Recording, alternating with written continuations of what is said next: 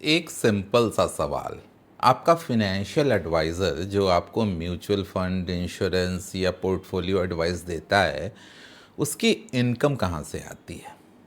ज़्यादातर लोग सोचते हैं कि वो मेरी हेल्प कर रहा है या मेरा वेल विशर है। कई लोगों के तो फ्रेंड्स ही उनके फाइनेंशियल एडवाइज़र होते हैं। और मैं ये नहीं कह रहा कि वो गलत हैं, लेकिन सिस्टम ही ऐसा है जहाँ उसकी इनकम डिपेंड करती है उस प्रोडक्ट पर जो वो आपको सेल कर रहा है। और जब इनकम उस प्रोडक्ट पे डिपेंड करती है तो उस प्रोडक्ट के बारे में पूरा सच आपको नहीं बताया जाता है। एक शॉकिंग डेटा बताता हूँ। IRDAI की फिनेंशियल ईयर 25 की रिपोर्ट अगर आप देखेंगे तो उसमें 26,000 से ज़्यादा मिस सेलिंग की कंप्लेंट्स लॉन्च हैं। 53% इंश्योरेंस प्रोडक्ट्स बैंक के थ्रू गलत तरीके से बेचे गए, गलत एडवाइस देकर मिस सेलिंग की गई जो कंप्लेंट्स लॉन्च हैं। मतलब प्रॉब्लम इंडिविजुअल नहीं है, ये पूरा सिस्टम ही प्रॉब्लमेटिक है। आज मैं आपको बताऊंगा 7 ऐसे सच जो आपका फाइनेंशियल एडवाइज़र आपको कभी नहीं बताएगा। दोस्तों आखिरी तक ज़रूर बने रहें, काफ़ी आई ओपनिंग वीडियो होने वाला है।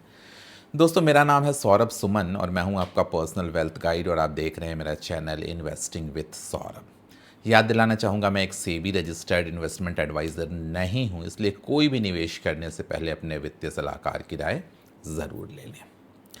पहला सच, जो आपका इन्वेस्टमेंट एडवाइज़र है वो बेसिकली एडवाइज़र नहीं है, वो आपका दोस्त नहीं है, वो एक डिस्ट्रीब्यूटर है। जी हाँ, इंडिया में सबसे बड़ा कन्फ्यूज़न यही है। दो तरह के बेसिकली एजेंट्स होते हैं। एक होता है रजिस्टर्ड इन्वेस्टमेंट एडवाइज़र, जो उसको फ़ी आप देते हो और वो आपके इंटरेस्ट में काम करता है, उसे कहीं से जो प्रोडक्ट है वहाँ से पैसे नहीं मिल रहे हैं, तो उसे आपको पे करना है और आप उससे एक्सपेक्ट कर सकते हो कि वो आपको सही एडवाइस देगा, आपके इंटरेस्ट में डिसीजंस लेगा और प्रोडक्ट्स एंडोर्स करेगा। लेकिन दूसरी कैटेगरी जो सबसे ज़्यादा पॉपुलर है और वही नज़र आती है, और वो है म्यूचुअल फंड डिस्ट्रीब्यूटर्स की। वो कमीशन AMC देती है, जो एसेट मैनेजमेंट कंपनी है, वो इन डिस्ट्रीब्यूटर्स को कमीशन देती है। जितने प्रोडक्ट्स वो बेचते हैं उस पर उन्हें कमीशन मिलता जाता है। अब एक सच्चाई आपको बताता हूँ। इंडिया में रजिस्टर्ड इन्वेस्टमेंट एडवाइज़र्स की संख्या बहुत कम है, मतलब हज़ारों में होगी, लाखों में नहीं है। वहीं म्यूचुअल फंड डिस्ट्रीब्यूटर्स लाखों में हैं। अब सवाल ये है कि आपका जो एडवाइज़र है वो म्यूचुअल फंड डिस्ट्रीब्यूटर है या रजिस्टर्ड इन्वेस्टमेंट एडवाइज़र है। सेबी की वेबसाइट पे आप चेक करो, उसका RIA नंबर या ARN नंबर, क्या वो रजिस्टर्ड इन्वेस्टमेंट एडवाइज़र है? अगर नहीं है तो उसे कमीशन कहीं ना कहीं से म्यूचुअल फंड हाउस से मिल रही है और उसे उस प्रोडक्ट को एंडोर्स करेगा वो जिसमें उससे कमीशन सबसे ज़्यादा है, जिसमें जो म्यूचुअल फंड हाउस चाहती है कि सबसे ज़्यादा सेल हो।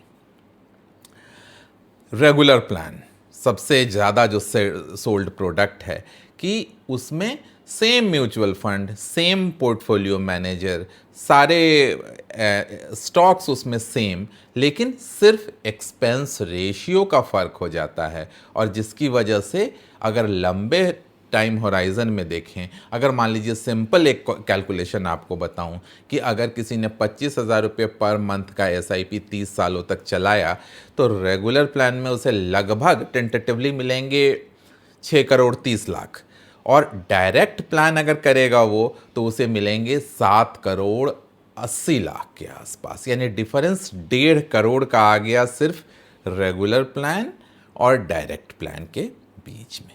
ये पैसा गया कहाँ? ये पैसा चला गया कमीशन के फॉर्म में उस एजेंट के पास। इसलिए हमेशा ही आपको इन्वेस्टमेंट करते वक्त चेक करना है कि you are investing in regular plan और डायरेक्ट प्लान, और अगर आप कंफर्टेबल हैं, अगर टैक्स रिपरकशंस आपको अलाउ करते हैं, तो you can easily switch from a regular plan to a direct plan, and in direct plan you will always get better returns in comparison to regular plan. तीसरा सच जो आपको बताता हूँ, ये बहुत कॉमन है। इंश्योरेंस और इन्वेस्टमेंट को मिक्स करके एक ऐसा जाल बुना जाता है जो आपकी समझ में नहीं आता और आप उसमें फंस जाते हो। उसका नाम है यूलिप, ULIP। दूसरा नाम है एंडाउमेंट प्लान, तीसरा नाम है मनी बैक प्लान। अलग अलग नामों से आपको ये प्रोडक्ट बेचा जाता है, एजेंट्स बेचते हैं, एजेंट्स समझाते हैं, और आपके सामने एक ऐसा कमाल का चार्ट दिखाया जाता है कि ये देखो आपने इतना इतना इन्वेस्ट किया और इतने सालों बाद आपको इतने इतने तो रिटर्न्स मिल गए, और साथ ही साथ आपको मिल गया एक life cover.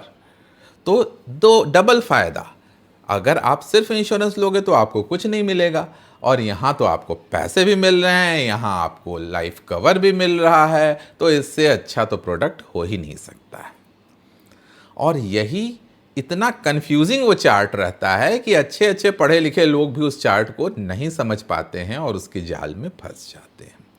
Simple golden rule है, इन्वेस्टमेंट और इंश्योरेंस को मिक्स नहीं करना है। अगर आपको इंश्योरेंस चाहिए, एक प्योर टर्म प्लान लो। प्योर टर्म प्लान यानी अगर आप जीवित रहते हैं उस प्लान के ख़त्म होने के वक्त तक, तो आपको कोई पैसा वो टर्म इंश्योरेंस जहाँ से लिया है वो कंपनी नहीं देगी। लेकिन फ़ायदा क्या होगा, इस टर्म प्लान का जो प्रीमियम होगा वो बहुत ही कम होता है, जो प्योर टर्म प्लान होता है उसका। यहाँ हमारी रिक्वायरमेंट इन्वेस्टमेंट नहीं है, यहाँ हमें इंश्योरेंस चाहिए। तो एक प्योर टर्म प्लान लेना है, और जो पैसा हमारा प्रीमियम में बचेगा उसे हमें एक अच्छे म्यूचुअल फंड हाउस में SIP के फॉर्म में कर देना है। ये मिक्सचर जो है ओवरऑल आपको फार फार बेटर रिटर्न देगा in comparison to any endowment plan और मनी ब्लैक प्लान और व्हाटएवर। इसलिए ये बेचा क्यों जाता है, क्योंकि इस पे बहुत हाई कमीशन है एंडाउमेंट प्लान पे, एंडाउमेंट प्रोडक्ट्स पे, जो इंश्योरेंस कंपनियां देती हैं या फंड हाउसेस देते हैं। इंश्योरेंस कंपनियां टर्म प्लान पे बहुत कम कमीशन देती हैं, और यही रीज़न है कि आपको ये ज़्यादा सारे के सारे एजेंट भाई सिर्फ एंडाउमेंट प्लान पुश करेंगे, कोई आपको टर्म प्लान लेने को सजेस्ट नहीं करेगा। जब भी आप इन दोनों को मिक्स करेंगे नुकसान पक्का है दोस्त, इसके चक्कर में ना फंसना। उसके अलावा ये जो हमारे एजेंट हैं, जो एडवाइज़र हैं, जो डिस्ट्रीब्यूटर हैं, वो हमेशा ही आपको वैसे फंड रिकमेंड करेंगे जिसमें उन्हें सबसे ज़्यादा कमीशन मिल रहा हो। नेचुरली वो दोस्त तो है नहीं, उन्हें तो पैसे कमाना है, उनके लिए तो प्रोफेशन है वो। तो अगर वो मान लो इंडेक्स फंड कोई रिकमेंड करता है, तो इंडेक्स फंड म्यूचुअल फंड में सबसे कम कमीशन है, एक्सपेंस रेशियो सबसे कम है। तो एज ए इन्वेस्टर तो वो बहुत अच्छा है इंडेक्स फंड, लेकिन एजेंट को, डिस्ट्रीब्यूटर को तो कमीशन बहुत कम मिला। तो कभी भी जनरली म्यूचुअल फंड डिस्ट्रीब्यूटर्स आपको इंडेक्स फंड सजेस्ट नहीं करते हैं, वो हमेशा ही आपको एक्टिव फंड सजेस्ट करते हैं, क्योंकि इंडेक्स फंड में कमीशन लगभग 0.1% के आसपास होता है, वहीं एक्टिव फंड में कमीशन 1.5 से 2% तक मिलता है। यानी अगर 10 लाख का इन्वेस्टमेंट किया तो इंडेक्स फंड में उसे कमीशन मिलेगा 1000 रुपया, वहीं अगर एक्टिव फंड में 10 लाख का इन्वेस्टमेंट कराया तो उसे कमीशन मिल गया 15,000 रुपये का। अब आप ये सोचो कि वो जो एडवाइज़र या डिस्ट्रीब्यूटर है वो कौन सा फंड रिकमेंड करेगा, इंडेक्स फंड जिसमें 1000 रुपये कमीशन मिल रहे हैं, या एक्टिव फंड जिसमें 15,000 रुपये कमीशन मिल रहे हैं। ज़्यादातर एक्टिव लार्ज कैप इंडेक्स को बीट नहीं कर पाते हैं, लेकिन फिर भी एडवाइजर्स रिकमेंड करेंगे active large cap instead of index fund. आपको इंडेक्स फंड को इग्नोर नहीं करना है। लो कॉस्ट लॉन्ग टर्म में हमेशा ही पावरफुल वेल्थ इंस्ट्रूमेंट बनते हैं। नेक्स्ट जो आपको सच बताने वाला हूं वो है एनएफओ का सच, new fund offer.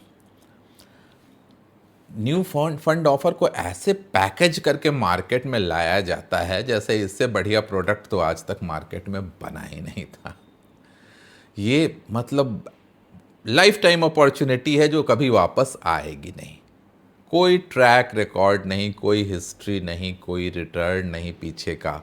Same category के फंड ऑलरेडी एग्जिस्ट कर रहे होते हैं और आपको फंसाया जाता है कि 10 रुपये की एनएवी मिल रही है, इससे सस्ता तो हो ही नहीं सकता है, ये कहकर पुश किया जाता है। पहले एग्जिस्टिंग फंड को कंपेयर करो, ब्लाइंडली एनएफओ के चक्कर में नहीं पड़ना है। ऑलरेडी उस कैटेगरी के फंड मार्केट में हैं, डिफरेंट फंड हाउसेस के। अगर हमें पैसा लगाना ही है तो हम उन फंड हाउसेस में पैसा लगाएंगे जिसके पास ट्रैक रिकॉर्ड है, हिस्ट्री है, मैनेजमेंट की क्रेडिबिलिटी है। क्यों हमें एनएफओ को चक्कर में पड़ना है, ये मुझे आज तक समझ कभी नहीं आया।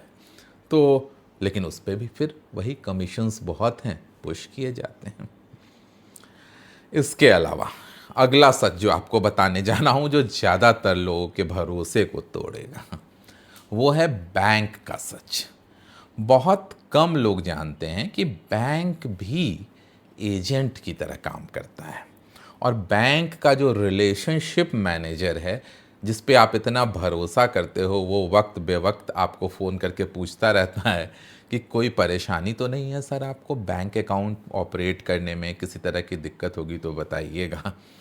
तो वो बैंक का आरएम आपका एडवाइज़र नहीं है, वो बेसिकली बैंक का एक सेल्स पर्सन है। ये इंडिया में सबसे बड़ा ट्रस्ट है बैंक्स के ऊपर। लगभग 53% टोटल इंश्योरेंस जो सेल होते हैं इंडिया में, उसका 53% बैंक के थ्रू सेल होते हैं। आप गए एफडी रिन्यू करवाने बैंक में और आपका रिलेशनशिप मैनेजर समझा देता है सर एक बेटर प्रोडक्ट है, वो क्या आप पूछते हो, यूलिप या रेगुलर म्यूचुअल फंड। क्यों? क्योंकि उसे सेल्स टारगेट पूरे करने हैं, कमीशन लेना है। तो बैंक प्रोडक्ट अगर आप ले रहे हैं तो हमेशा वेरीफाई करें, तुरंत डिसीज़न मत लें, देखें कि उसमें क्या वेस्टेड इंटरेस्ट है। ये सिंपल फिक्स डिपॉजिट नहीं है वो जो आपका आरएम आपको रिकमेंड कर रहा है। ये यूलिप है या म्यूचुअल फंड के रेगुलर प्लान्स हैं जिसमें बैंक को, एजेंट को अच्छा कमीशन मिल रहा है। इसलिए बैंक की रिलायबिलिटी अलग चीज़ है, लेकिन बैंक जो प्रोडक्ट्स बेच रहा है उस पर ब्लाइंडली फॉलो करने की ज़रूरत नहीं है। अब वो पुराना ज़माना नहीं रह गया जिसमें आंख बंद करके आप भरोसा कर लेते थे कि बैंक की कही बात है या बैंक का इन्वेस्टमेंट टूल है तो ये हमेशा अच्छा ही होगा। आंखें खुली रखनी है, तब डिसाइड करना है। आपके पास राइट्स हैं, गवर्नमेंट ने दिए हैं, 3 पावरफुल राइट्स हैं। आपको कमीशन जानने का अधिकार है। आप सीधा पूछ सकते हैं कि आपको कितना कमीशन मिल रहा है इस प्रोडक्ट को बेचने में। डायरेक्ट प्लान में अगर मैं स्विच करना चाहूँ तो किसी वक्त मैं स्विच कर सकता हूँ या मैं इंसिस्ट कर सकता हूँ। बहुत सारे ऑनलाइन पोर्टल्स हैं मैं जहाँ जाकर मैं डायरेक्ट प्लान परचेज कर सकता हूँ instead of going for any regular plan through agent and giving them A portion of my investment every month और एवरी ईयर। क्यों देना है? उसको मैं अपने पोर्टफोलियो में ऐड करता जाऊँगा जो लंबे समय में हमें फ़ायदा देगा। हमारे पास कंप्लेन करने का अधिकार है। अगर हमें कोई प्रोडक्ट मिस सेल किया गया है तो हम IRDAI पोर्टल पे जाकर कंप्लेन कर सकते हैं। जो मैंने आपको बताएं 7 सच्चाइयाँ, 7 गलतियाँ जो आपको बताई, पहली बात ये कि वो एडवाइज़र नहीं है, वो डिस्ट्रीब्यूटर है म्यूचुअल फंड हाउस का। रेगुलर प्लान नहीं, वो आपको ह्यूज लॉस दे सकता है। आपको जाना है डायरेक्ट प्लान के लिए। तीसरी बात कि इंश्योरेंस और इन्वेस्टमेंट को कभी भी मिक्स नहीं करना है। इंश्योरेंस अलग प्योर टर्म इंश्योरेंस के फॉर्म में और इन्वेस्टमेंट अलग म्यूचुअल फंड्स के फॉर्म में या वॉटेवर जो भी आप डिपॉजिट इंस्ट्रूमेंट समझते हैं, लेकिन मिक्स कभी नहीं, एंडाउमेंट प्लान कभी नहीं, मनी बैक प्लान कभी नहीं।